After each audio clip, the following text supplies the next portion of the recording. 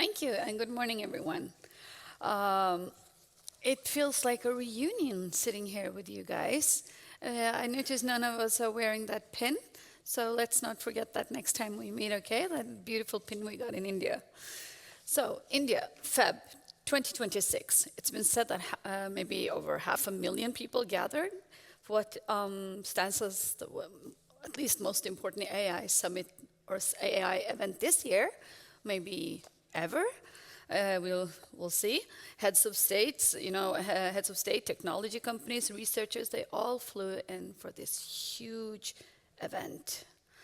And for the first time, there were Norwegian-led sessions in the main program at the AI Summit. I apologize for my voice. I don't know why I ended up like this, but it's not like it's been a very tough weekend or anything.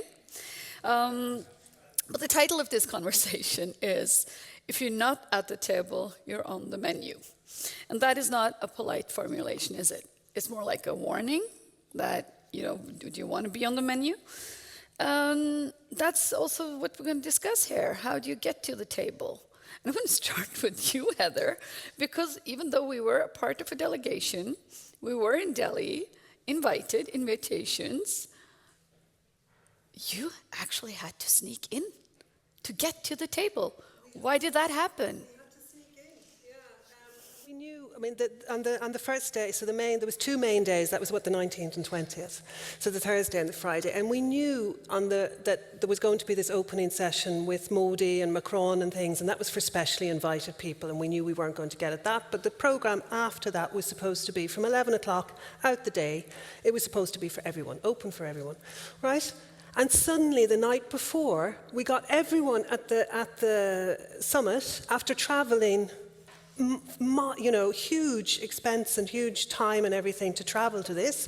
Everyone was told, no one is to come to the session tomorrow, to the summit tomorrow, unless you have these special invitations. And there was about 1,000 of them, max.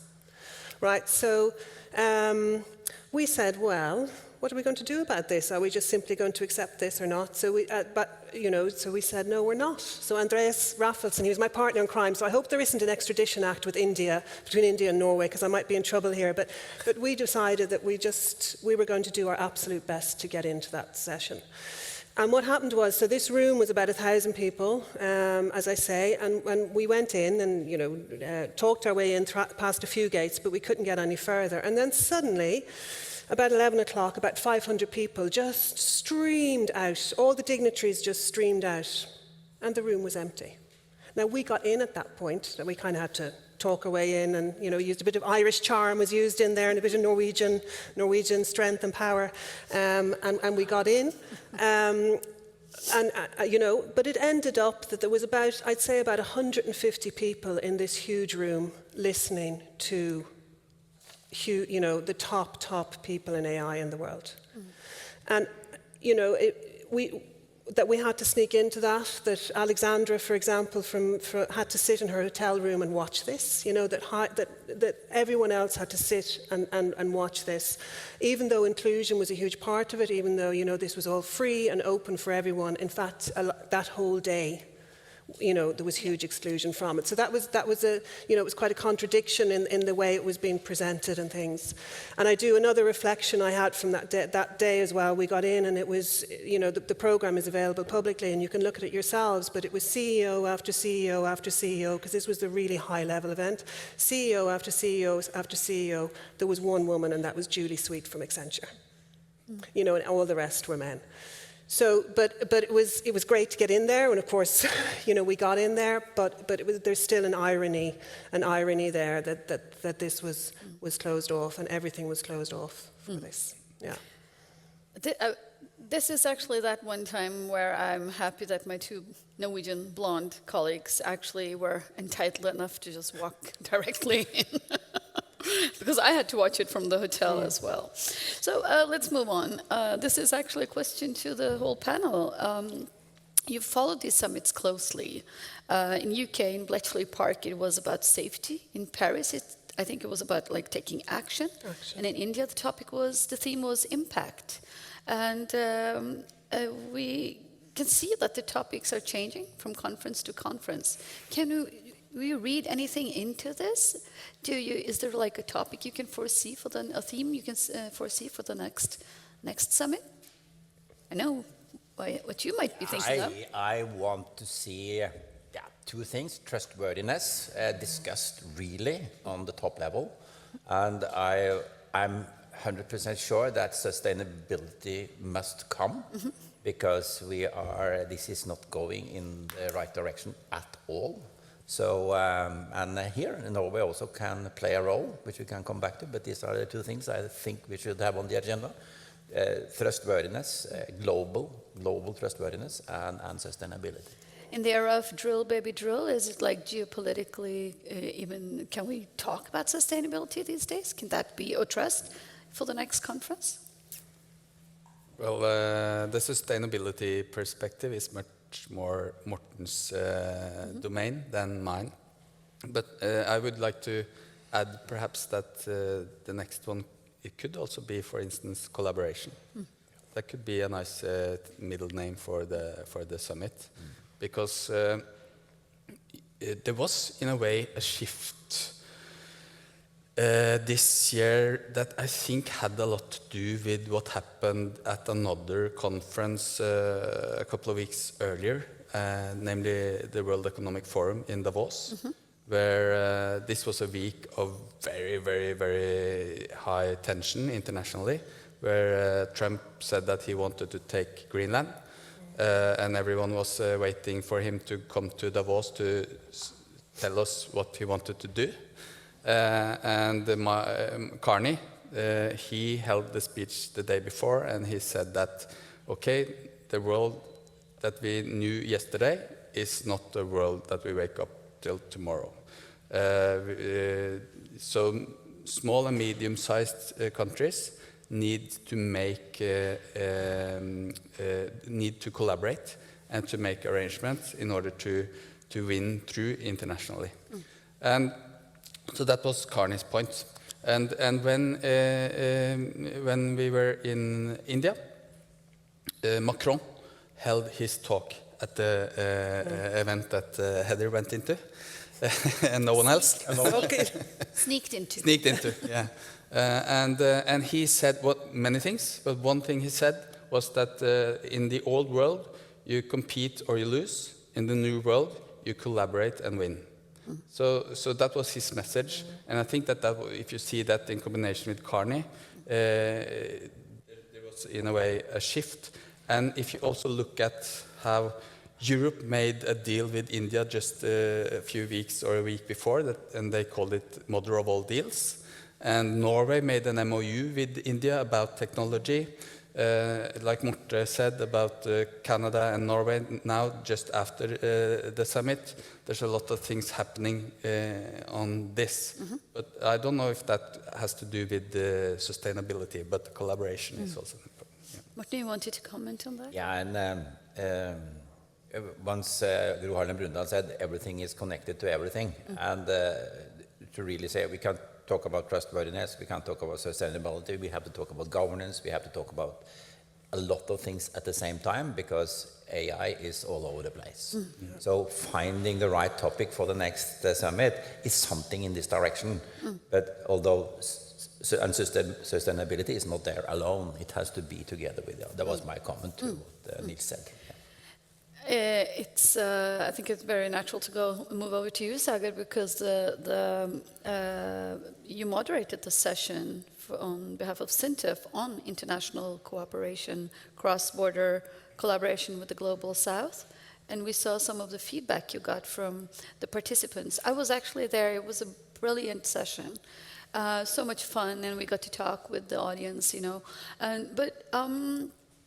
Was it any of this feedback that surprised you in any way, that like you didn't expect in a session like that? There was a lot of new information for me, for sure. And I think there is a general consensus that collaboration is important, and the next AI collaboration or coordination summit would be great, sort of following up on this little workshop that started it all. But also, I would like to talk about the concept of effect that Marte pointed out about. Like, we need to see an effect in our lives. Right now, people are scared about what will happen to our kids in schools and jobs and so on. We want to see how this takes a positive turn and how we can be a better world. The Hungarian elections just showed that a big blow to democratic backsliding, right? Authoritarianism. So people are not taking things, people are not stupid either. So, and they're seeing the negative effects of authoritarianism or like power concentration. And I think that collaboration and democracy will be very important topics for the next summit. And this is also reflected in a lot of the feedback we got, where people are talking about, let's work on trust frameworks, let's create instruments for collaborating. How do we deal with plagiarism? One student also talked about that. Big topic. So they're talking about increased trust and increased collaboration for sure. So the title of this talk is, as you know, if you're not at the table, you're on the menu. Let's take it literally. Who owns the table in global AI politics right now?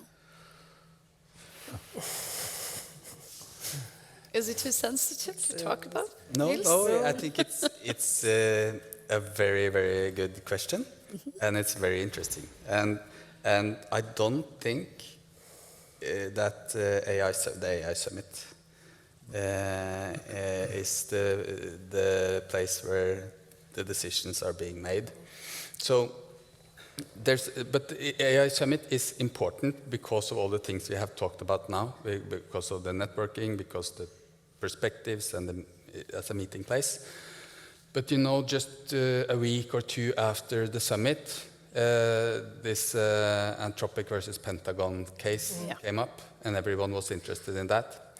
And this case is actually very, very interesting in order to understand who is deciding or controlling AI in a way. Because we have seen from previous cases that people have protested or contracts have not been signed or things like that. But we haven't seen a case going to the court system like this. And this is very crucial because it has to do with, so for Pentagon, of course they want control of the technology that they are depending on when they are running a military operation. They don't want a private company to say, okay, this in the middle of an operation, this is not ethical, within our ethical standards, we stop the operation. That would not be possible for the Pentagon to work with. But that's where we are in this case. And if Anthropic wins, they can decide on ethical standards for military operations, for instance. They can decide very much where what is actually possible to do with the military and not. And if they lose, states and military and Pentagon has much more leeway to make use of the technology in whatever way they want. Yeah, I think, I mean, there are a lot of good points here, but I want to point towards the limitations of AI in the sense that there's quite a bit of hype. A lot of these companies are going IPO this year, Anthropic, OpenAI, so you can buy shares and own part of Anthropic or OpenAI. But at the same time, there are limitations to what it can do today. So we talked about a little bit about AGI. So at the moment, the AI systems are too slow to make complex decisions, which include, information of all modalities, image, video, text. So by the time you send a request and get something back, it takes a long time. Humans are able to make very complex decisions, sense the vibe in the room in a fraction of a second, also in hazardous scenarios, be it driving or hazardous conditions. So the AI today is not able to do that. And the simple fact is there's the speed of light limit. You have to send your request to the cloud and for it to come back. And you cannot have a data center on top of your head where the decision happens very close to where the information is acquired, sensors acquired. So it's there's a big, you cannot do everything on the cloud. You need to be closer to where the decision is happening. That's one limitation. The other one is a social limitation. As you know, Meta is trying to get people to buy these AR, VR glasses, so that it's not because it's fun for you, but they want the data of social interaction. They want information about how you interact with people, what emotions you feel. We did a study at Sintef on the privacy policies of the what do you call that? The Oculus headset and what kind of data they're collecting. They're collecting all kinds of data that tell you about your eye movements and your heart rate and all kinds of things that which can be obtained, by the way, by computer vision, like the skin tone changing, the heart rate.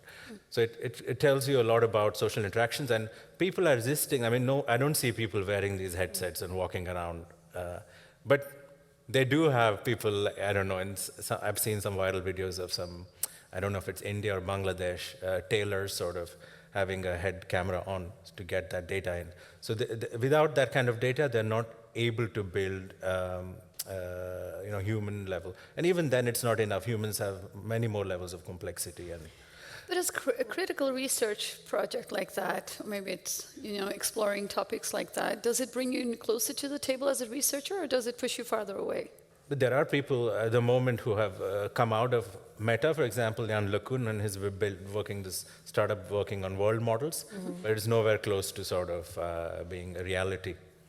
And people will resist. I think this goes way too much into our private lives to put on these headsets and gather a lot of data to take it to that level. And also, one more thing I wanted to talk about is the 1911 test. Einstein famously said, imagination is more important than knowledge.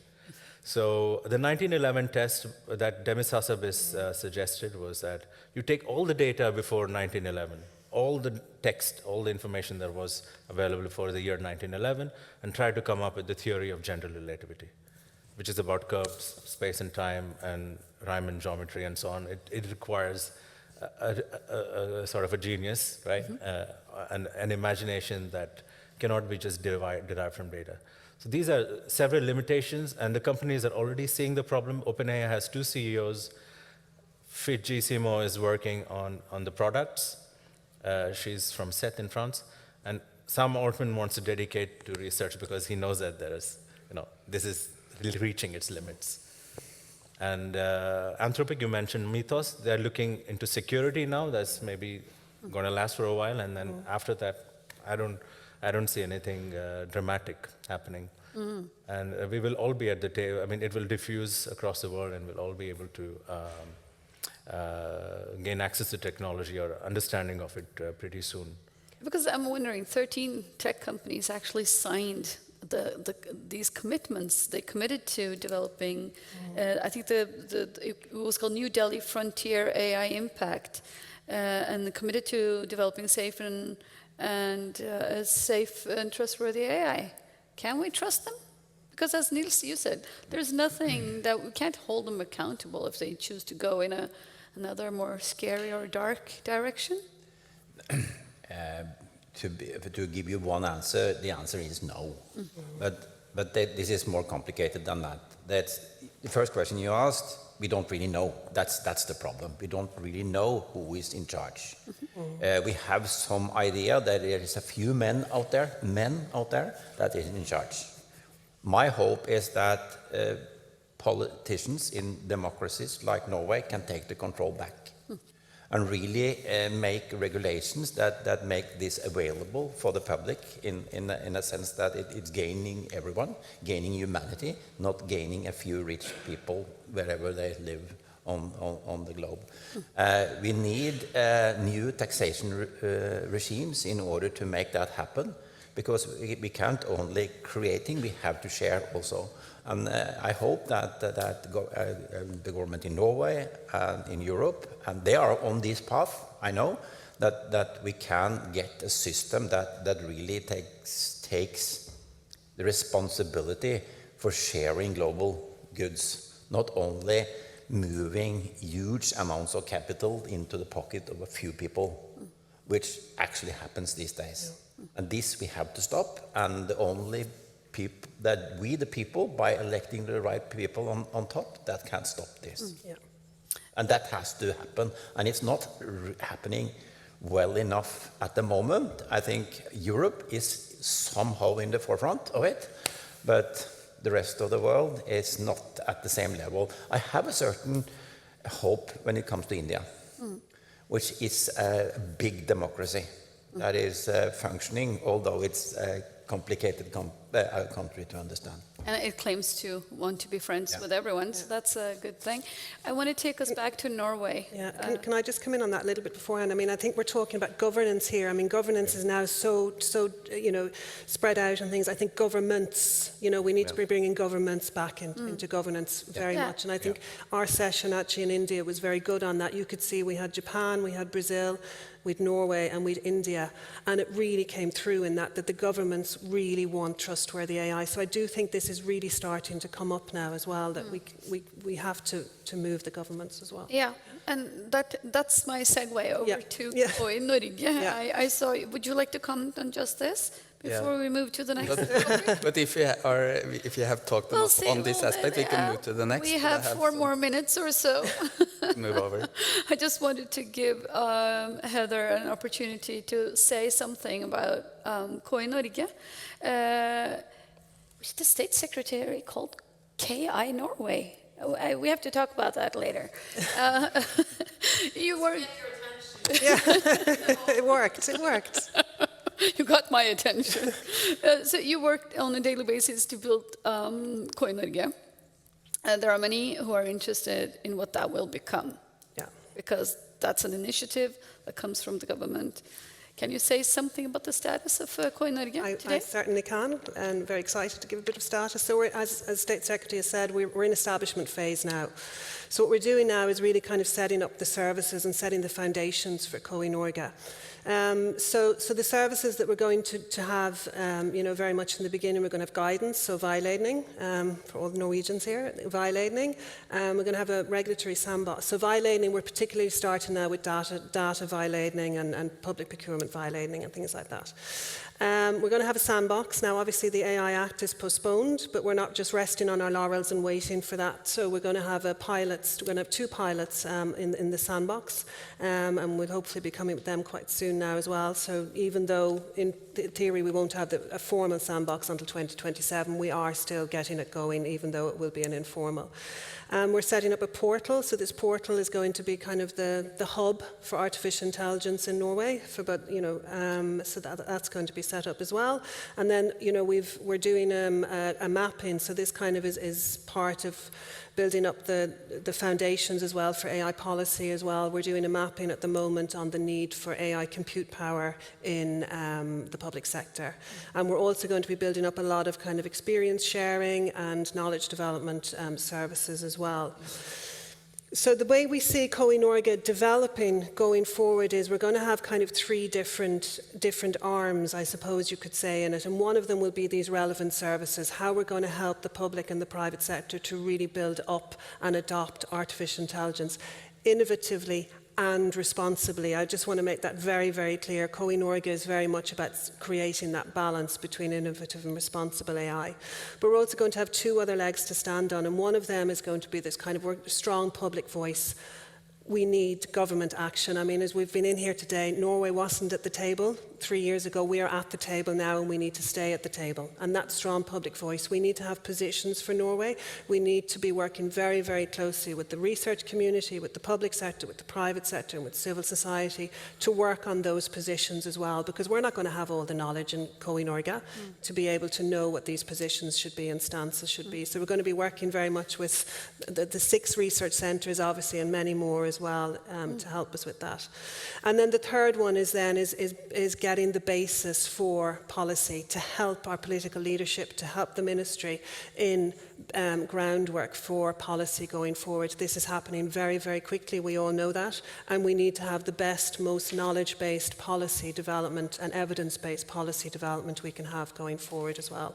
So they're really the three kind of feet of Coinorga, and extremely important that we are helping to raise the adoption of artificial intelligence in innovative and responsible ways, and that our private sector is very much thriving internationally here as well.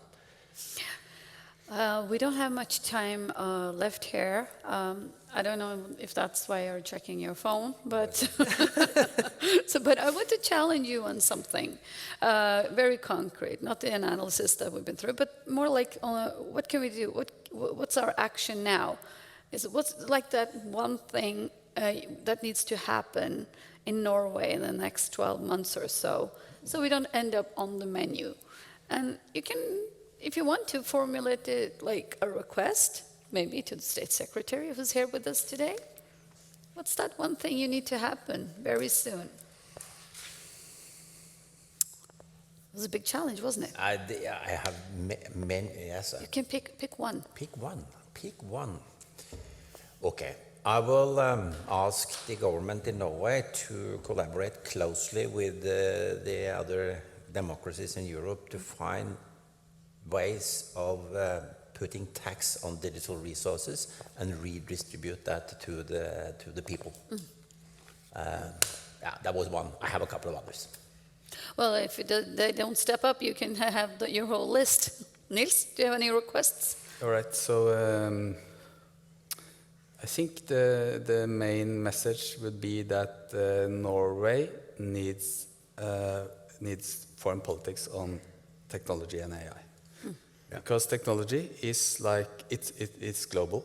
It's like climate. It knows no borders. It hits us, even though we want it or not. And we need to be out there in order to impact and have influence on the way it moves. And in order to, so in a country, it is the Ministry of Foreign Affairs who have the responsibility to make leeway and influence the country's position internationally. And on technology, we need foreign politics on technology in order to be there and to impact, have influence on this. Yeah. And also to learn what's happening outside and bring it back home. Saga, do you have a request? Yeah. I mean, like Martin, I have a bunch of things. I think but, he's trying to I would say that we speak need to more. position ourselves based on our strengths. We have a strong, trustworthy, nest-driven society, and all things are connected. So we could be a provider of test beds as a service to the rest of the world. So test beds that demonstrate technology effects early. We do that a lot with health, for example, for the for vaccination programs and so on. But can we do that for other types of technology, like maritime and so on? So I think test beds as a service, given the trust levels and the good infrastructure we have, data infrastructure we have, we can position ourselves and be on the table. Thank you, Saga. And okay, you'll get an extra bonus number, but you have to be brief, Heather, before we have. Yeah, I think I think Coinorga is going to keep me at least busy enough. If the most important thing is that Coinorga is a success and delivers on those three feet, and completely dependent on this cooperation and collaboration to make sure that happens. Okay. Yeah. So the last word goes to you, founding father of Trust. Not on Trust, but I was on Nora, in fact, but that was back in Oh, the days. Nora, sorry. That was back in the days. No, take my question then on decoupling economic growth from overuse. Could Norway be one of the first countries in the world really investing in that question? I think we have the possibility of doing it, and I think we'll get a lot of friends around the world that can help us in asking and answering that question. And I think that's the most important question of our time. Thank you. And thank you to, the request goes to you, State Secretary. And, good. Yeah. Thank you. And You'll answer me tomorrow? We will just, we're not running off yet. I'm just going to thank the panel. Thank you so much. It was wonderful seeing you all again. I hope we get to do more trips together. And then I can invite Michael back on stage. Thank you.